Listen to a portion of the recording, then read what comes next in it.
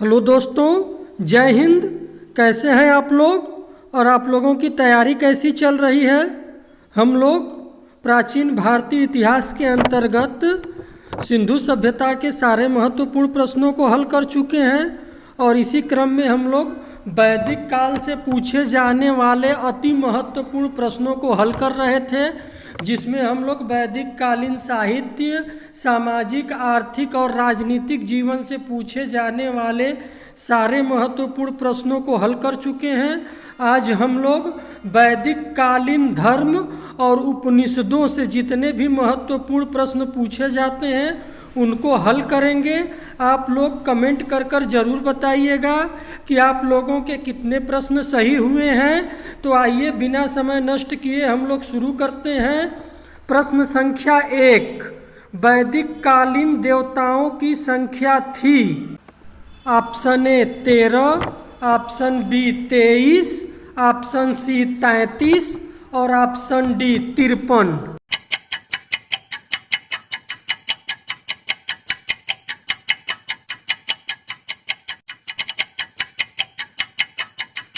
सही उत्तर है ऑप्शन सी 33।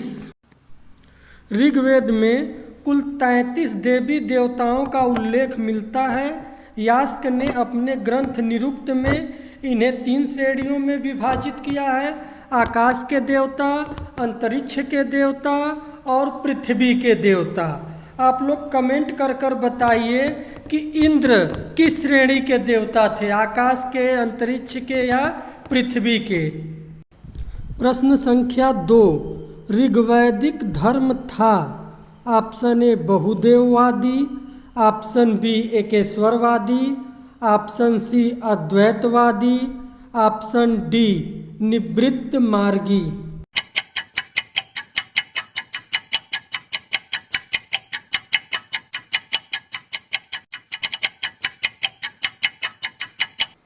सही उत्तर है ऑप्शन ए बहुदेववादी। देखिए, मैं आप लोगों को वैदिक कालीन धर्म पढ़ा चुका हूँ। उसमें मैं आप लोगों को बताया था कि किस तरह आरंभ में बहुदेववाद का विकास होता है, उसके बाद एकेश्वरवाद और फिर अद्वैतवाद का विकास होता है। अगर वो वीडियो आप लोग अभी तक वॉच नहीं किए हैं तो आई बटन पर लिंक दे दिया गया है, आप लोग उसे देख लीजिएगा।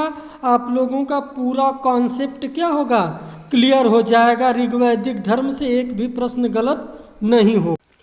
प्रश्न संख्या 3, ऋग्वैदिक काल में जनता निम्न में से मुख्यतया किसमें विश्वास करती थी। ऑप्शन ए मूर्ति पूजा में, ऑप्शन बी एकेश्वरवाद में, ऑप्शन सी देवी पूजा में, ऑप्शन डी बलि एवं कर्मकांड में।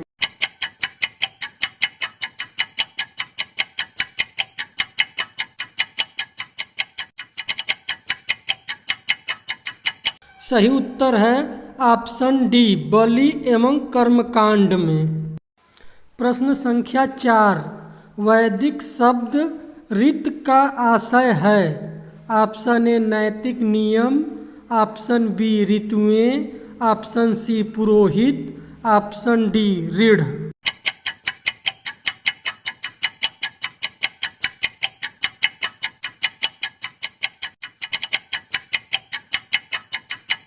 सही उत्तर है ऑप्शन ए नैतिक नियम।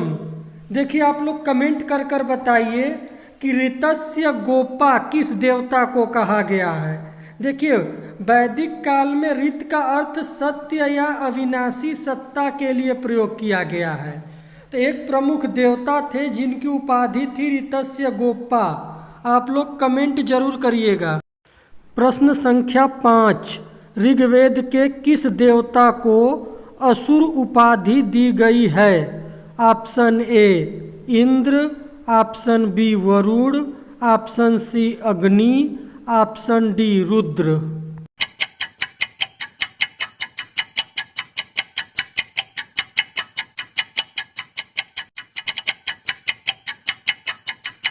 सही उत्तर है ऑप्शन बी वरुण को। प्रश्न संख्या 6, वैदिक काल में किसको जल देवता माना जाता था। ऑप्शन ए इंद्र को, ऑप्शन बी वरुण को, ऑप्शन सी पूषण को, ऑप्शन डी अश्विन को।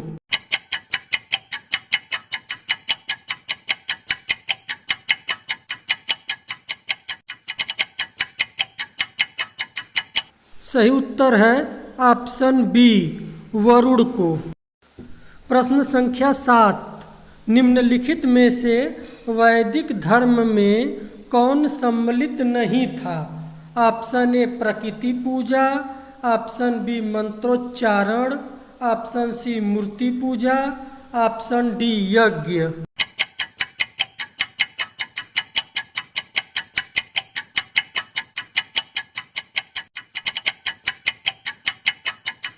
सही उत्तर है ऑप्शन सी मूर्ति पूजा। प्रश्न संख्या 8, अद्वैत काल की अनुभूति किस काल में हुई थी? ऑप्शन ए ऋग्वैदिक काल में, ऑप्शन बी उत्तर वैदिक काल में, ऑप्शन सी शंकराचार्य के समय, ऑप्शन डी स्वामी दयानंद सरस्वती के समय।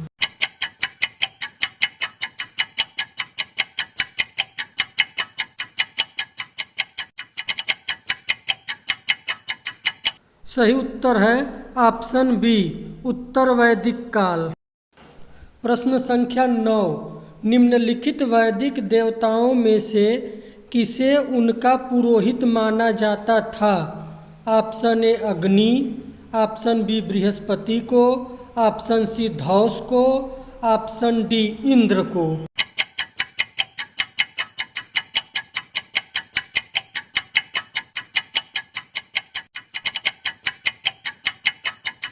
सही उत्तर है ऑप्शन बी बृहस्पति को। प्रश्न संख्या 10, सर्वाधिक वैदिक सूक्त समर्पित हैं? ऑप्शन ए अग्नि को, ऑप्शन बी इंद्र को, ऑप्शन सी रुद्र को, ऑप्शन डी विष्णु को।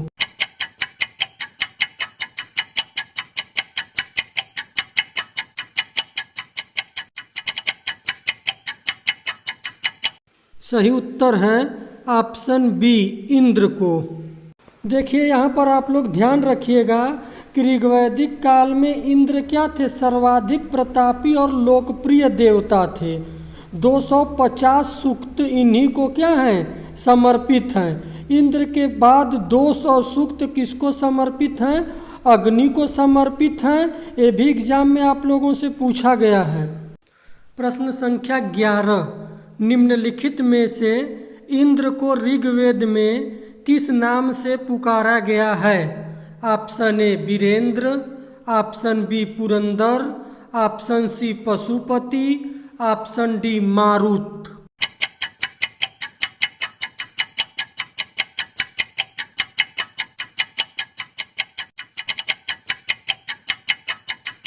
सही उत्तर है ऑप्शन बी पुरंदर। प्रश्न संख्या 12, ऋग्वेद में कौन से वैदिक देवता सहस्त्र स्तंभों वाले भवन में निवास करते हुए वर्णित हैं? ऑप्शन ए इंद्र व अग्नि, ऑप्शन बी यम व यमी, ऑप्शन सी उषा व सूर्य, ऑप्शन डी मित्र व वरुण।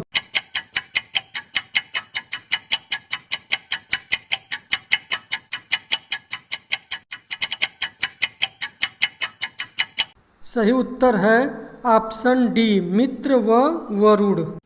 प्रश्न संख्या 13, नारायण के साथ विष्णु के तादात्म्य का प्राचीनतम उल्लेख प्राप्त होता है? ऑप्शन ए तैत्तिरीय आरण्यक से, ऑप्शन बी महाभारत से, ऑप्शन सी पतंजलि के महाभाष्य से, ऑप्शन डी बौधायन धर्मसूत्र से।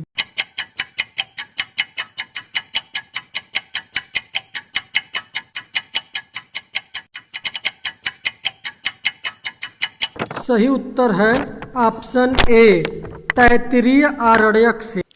प्रश्न संख्या 14, इनमें से कौन वैदिक सूर्य देवता नहीं थे? Option A Savitri, option B Vishnu Urukram, option C Vishwakarma, option D Savita.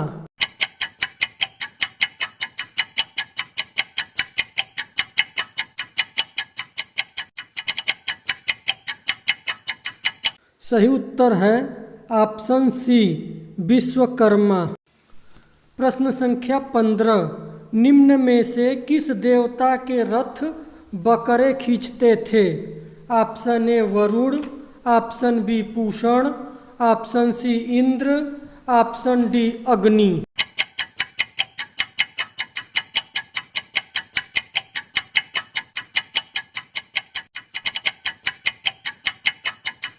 सही उत्तर है ऑप्शन बी पूषण। प्रश्न संख्या 16, ऋग्वैदिक काल में अश्वत्थ वृक्ष किसे कहा जाता था? ऑप्शन ए बरगद को, ऑप्शन बी पीपल को, ऑप्शन सी आम को, ऑप्शन डी केला को।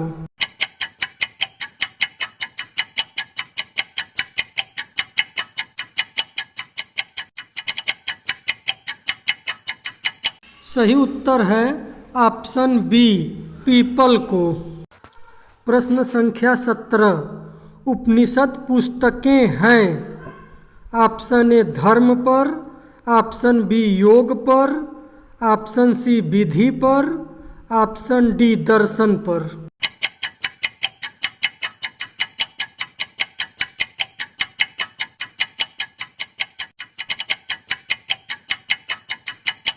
सही उत्तर है ऑप्शन डी दर्शन पर।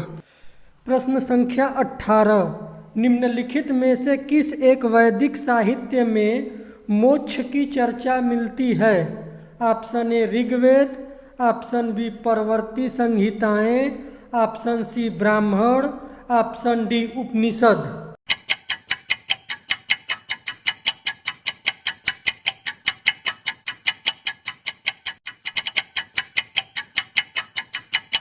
सही उत्तर है ऑप्शन डी उपनिषद। प्रश्न संख्या 19, किस उपनिषद में याज्ञवल्क्य और मैत्रेयी का दार्शनिक संवाद वर्णित है? Option A Brihadaranyaka, option B Chandogya, option C Kaushitaki, option D Shvetashvatara.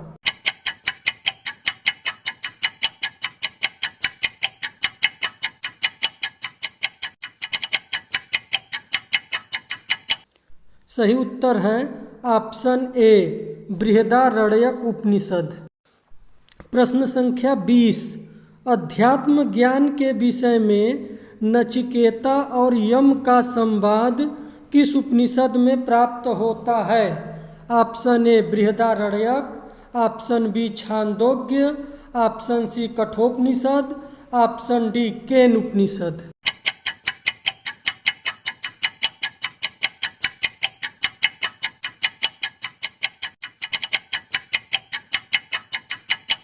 सही उत्तर है ऑप्शन सी कठोपनिषद में। प्रश्न संख्या 21, सत्यकाम जाबाल की कथा जो अनब्याही माँ होने के लांछन को चुनौती देती है उल्लेखित है? ऑप्शन ए जाबाल उपनिषद में, ऑप्शन बी प्रश्नोपनिषद में, ऑप्शन सी छांदोग्य उपनिषद में, ऑप्शन डी कठोपनिषद में।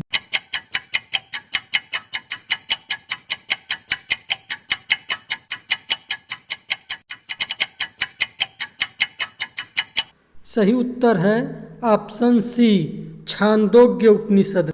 प्रश्न संख्या 22, सत्यमेव जयते शब्द किस उपनिषद से लिए गए हैं?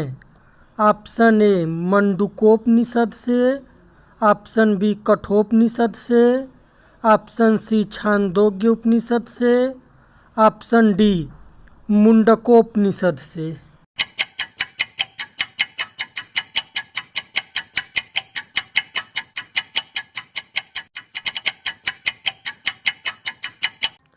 सही उत्तर है ऑप्शन डी मुंडकोपनिषद से। यहाँ पर ध्यान रखिएगा आप लोग कि मंडूकोपनिषद से नहीं लिया गया है, किससे लिया गया है? मुंडकोपनिषद से लिया गया है। प्रश्न संख्या 23, छांदोग्य उपनिषद का संबंध किस वेद संहिता से है? Option A Rigveda, option B Samaveda, option C Yajurveda, option D Atharvaveda.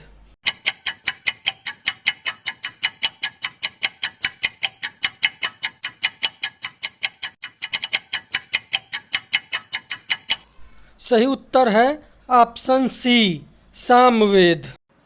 Samaveda के दो उपनिषद हैं, छांदोग्य एवं जैमिनीय। छांदोग्य उपनिषद को सबसे प्राचीन उपनिषद माना जाता है। देखिए आप लोग ध्यान रखिएगा कि देवकी पुत्र कृष्ण का सर्वप्रथम उल्लेख इसी उपनिषद में मिलता है। ये भी आप लोगों से पूछा जा सकता है कि देवकी पुत्र कृष्ण का सर्वप्रथम उल्लेख किस उपनिषद में है, तो आप लोग याद रखिएगा किस उपनिषद में, छांदोग्य उपनिषद। प्रश्न संख्या 24, निम्न में से कौन उपनिषदों में उल्लिखित कैकेय जनपद का एक दार्शनिक राजा था? Option A Pravahar Jabali, option B Ashvapati, option C Ajatashatru, option D Parikshit.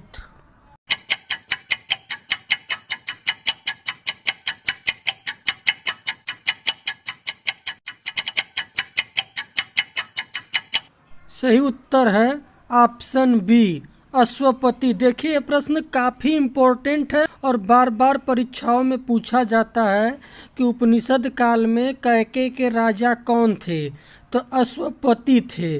प्रवाहर Jabali कहाँ के राजा थे, आप लोग बताइए। तो प्रवाहर जाबाली जो थे पांचाल के राजा थे, अजातशत्रु काशी के राजा थे। इसके अलावा और एक ऑप्शन में परीक्षित। आप लोग कमेंट कर कर बताइए कि परीक्षित कहाँ के राजा थे। प्रश्न संख्या 25, निम्नलिखित में से कौन सा ग्रंथ भारतीय गणित का प्राचीनतम साक्ष्य है?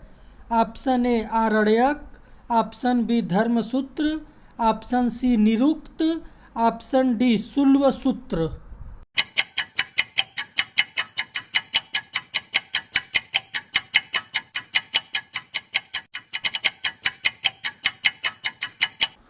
सही उत्तर है ऑप्शन डी शुल्बसूत्र। प्रश्न संख्या 26, अयोध्या का सर्वप्रथम उल्लेख कहाँ मिलता है? ऑप्शन ए रामायण में, ऑप्शन बी महाभारत में, ऑप्शन सी ऋग्वेद में, ऑप्शन डी अथर्ववेद में।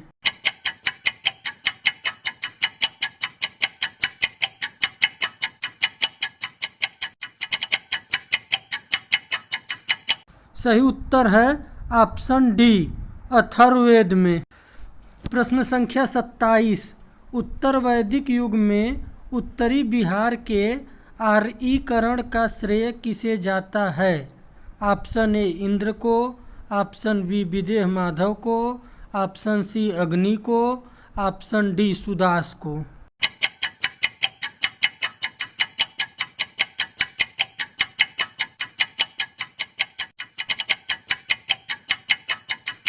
सही उत्तर है ऑप्शन बी विदेह माधव को। उत्तर वैदिक काल में आर्यों के उत्तरी बिहार के आर्यीकरण का वर्णन शतपथ ब्राह्मण के विदेह माधव की कथा में मिलता है। देखिए बहुत ही इम्पोर्टेंट है और बार बार पूछा गया है। तो आर्यों के उत्तरी बिहार में प्रसार का जो कथानक है वो कहाँ पर मिलता है?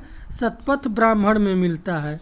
इसके अनुसार विदेह माधव वैश्वानर अग्नि को मुख में धारण किया, सब कुछ जलाता हुआ पूर्व दिशा की ओर आगे बढ़ा और उसके पीछे पीछे उनका पुरोहित गौतम राहुगढ़ चला। ये भी पूछा गया है कि उनके पुरोहित कौन थे, तो गौतम राहुगढ़ थे। वह सदा नीरा गंडक नदी के तट तक गया, यही आर्यों की पूर्वी सीमा हो गई एवं उसका आर्यीकरण किया। प्रश्न संख्या 28, शतपथ ब्राह्मण का संबंध किस वेद से है? Option A Yajurveda, option B Samaveda, option C Atharvaveda, option D Rigveda.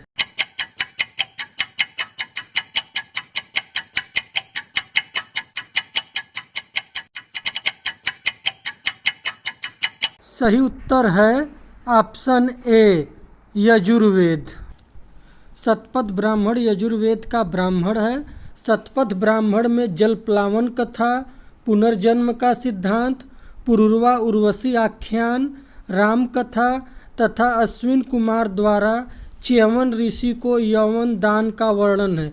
देखिए जितने भी तथ्य हैं सब एग्जाम में पूछे गए हैं और सब अति महत्वपूर्ण हैं। इन सबको आप एकदम कंठस्थ कर लीजिएगा कि शतपथ ब्राह्मण किसका ब्राह्मण ग्रंथ है? यजुर्वेद का। शतपथ ब्राह्मण में जल प्लावन की कथा है, पुनर्जन्म का सिद्धांत है, पुरुरवा उर्वशी आख्यान है, राम कथा का वर्णन है, अश्विन कुमार द्वारा च्यवन ऋषि को यौवन दान का वर्णन मिलता है। इसके अतिरिक्त राजा विदेह माधव की कथा भी कहाँ पर है? शतपथ ब्राह्मण में है। इतनी सारी चीज़ें किससे संबंधित है? शतपथ ब्राह्मण से, और सब किसी न किसी परीक्षाओं में क्या की गई हैं? पूछी गई हैं। प्रश्न संख्या 29, उत्तर वैदिक काल में निम्नलिखित में से किनको आर्य संस्कृति का धूर समझा जाता था?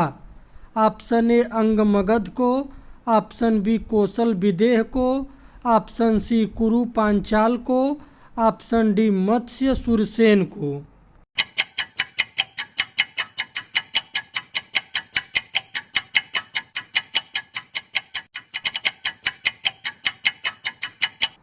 सही उत्तर है ऑप्शन ए अंग और मगध। प्रश्न संख्या 30, पुराणों की संख्या है? Option A 16, option B 18, option C 19, option D 21।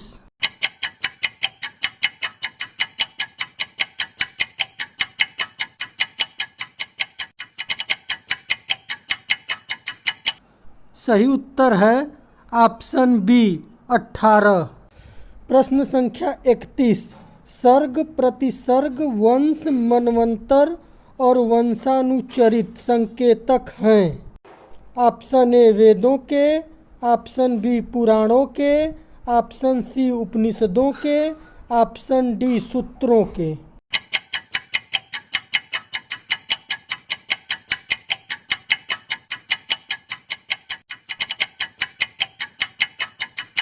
सही उत्तर है ऑप्शन बी पुराणों के। दोस्तों ये थे आज के कुछ महत्वपूर्ण प्रश्न। उम्मीद है कि इनसे अधिक किसी भी परीक्षाओं में नहीं पूछा जाएगा। इनका आप लोग अच्छे से रिवीजन कर लीजिएगा। इसके अलावा आप लोग कमेंट कर ज़रूर बताइए कि आप लोगों के कितने प्रश्न सही हुए।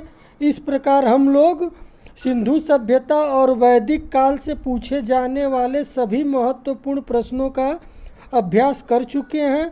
अगर आप लोगों को किसी भी प्रश्न में किसी भी प्रकार का कन्फ्यूजन होगा तो प्लेलिस्ट में जाके सिंधु सभ्यता और वैदिक काल से संबंधित मेरी वीडियो देख लीजिएगा। आप लोगों का पूरा कॉन्सेप्ट क्लियर हो जाएगा। धन्यवाद।